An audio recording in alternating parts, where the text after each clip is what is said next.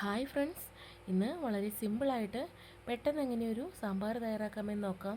അതിനായി ഞാനിവിടെ 1/4 കിലോ പരിപ്പ് കുതിർത്തി വെച്ചിട്ടുണ്ട്. അതൊന്ന് നമുക്ക് ഉപ്പും വെള്ളവും കൂടി ഒഴിച്ചൊന്ന് നന്നായി വേവിച്ചെടുക്കണം.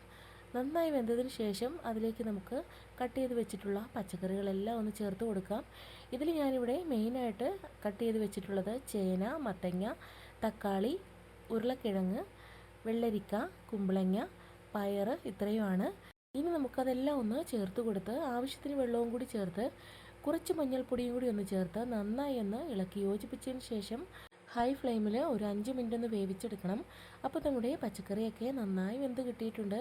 അതിലേക്ക് നമുക്ക് കായപ്പൊടി, സാമ്പാർ പൊടി ഇത് രണ്ടും കൂടി ഒന്ന് ചെറു ചൂടുവെള്ളത്തിൽ മിക്സ് ചെയ്തൊന്ന് ചേർത്ത് കൊടുക്കുക.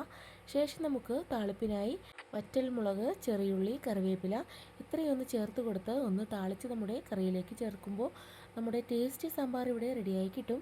എല്ലാവരും ഒന്ന് തയ്യാറാക്കി നോക്കൂ.